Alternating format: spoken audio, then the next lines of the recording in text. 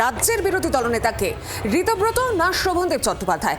আজ এই সংক্রান্ত রায় দেবে হাইকোর্টের ডিভিশন বেঞ্চ। অত্যন্ত গুরুত্বপূর্ণ বিষয় হতে চলেছে। পালা বদলের পর রাজ্যের বিরোধী দলনেতা হিসেবে বালিগঞ্জের বিধায়ক শোভনদেব চট্টোপাধ্যায়ের নাম প্রস্তাব করেছিলেন তৃণমূলের সর্বভারতীয় সাধারণ সম্পাদক অভিষেক বন্দ্যোপাধ্যায়। তারপরেই বিপাকে পড়েছেন তিনি। অন্যদিকে এমটালির বিধায়ক সন্দীপন সাহা আরও 58 জন যে বিক্ষুব্ধ বিধায়করা রয়েছে তারা সমর্থন দেখিয়ে উলুবেড়িয়া পূর্বের বিধায়ক ঋতব্রত বন্দ্যোপাধ্যায়কে বিরোধী দলনেতা হিসেবে চিহ্নিত করার কথা বলেছিলেন এবং এই গোটা বিষয় নিয়ে বিধানসভা স্পিকার রথীন্দ্রনাথ বসু বিরোধী দলনেতা হিসেবে ঋতব্রতকে নির্বাচিত করেছেন এবং স্পিকারের ওই সিদ্ধান্তের বিরুদ্ধে কলকাতা হাইকোর্টে মামলা করেন শোভনদেব চট্টোপাধ্যায় এবং আজই এই সংক্রান্ত মামলার শুনানি রয়েছে। আরও বিস্তারিত জানবো এটা নিয়ে।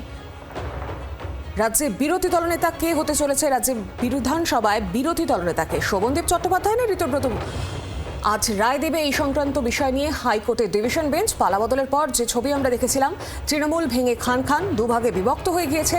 58 জন বিক্ষুব্ধ বিধায়কেরা তারা ঋত শিবিরে যোগদান করেছেন এবং তারাই ঋতব্রতকে বিরোধী দলনেতা হিসেবে মানছেন। বিরোধী দলনেতা হিসেবে বালিগঞ্জের বিধায়ক শোভনদেব চট্টোপাধ্যায়ের নাম প্রস্তাব করেছিলেন তৃণমূলের সর্বভারতীয় সাধারণ সম্পাদক অভিষেক বন্দ্যোপাধ্যায়। আরো বিস্তারিত জানি এই গোটা বিষয় নিয়ে সরাসরি আমার সঙ্গে রয়েছেন প্রতিনিধি অর্ণবাংশ নিয়োগী। অর্ণবাংশ, রাজ্যের বিরোধী দলনেতা কে হবে এই নিয়ে একটা তো জলঘোলা চলছে, ঋতব্রত না শোভনদেব চট্টোপাধ্যায়? আজ রায় দেবে হাইকোর্টের ডিভিশন বেঞ্চ, কি জানা যাচ্ছে?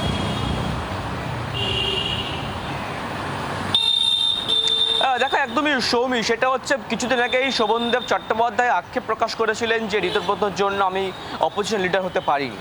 সেই আক্ষেপে আজকে কাটবে কলকাতা হাইকোর্টের নির্দেশ সেই দিকেই দিশা দেখাতে পারে, কারণ আমরা জানি এর আগে কলকাতা হাইকোর্টের সিঙ্গেল বেঞ্চ তারা অন্তর্বর্তী নির্দেশে স্পিকারের যে সিদ্ধান্ত সেই সিদ্ধান্তে হস্তক্ষেপ করেনি, কিন্তু কে হবে তার উত্তর সম্পূর্ণভাবে দেয়নি সিঙ্গেল বেঞ্চ।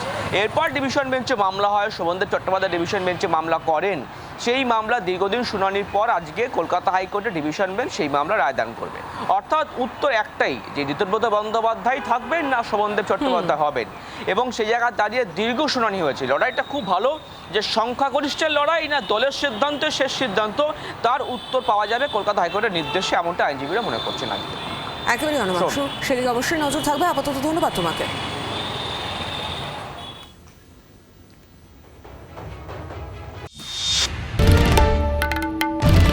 বাংলার আওয়াজ, বাঙালির আবেগ, জি 24 ঘন্টা।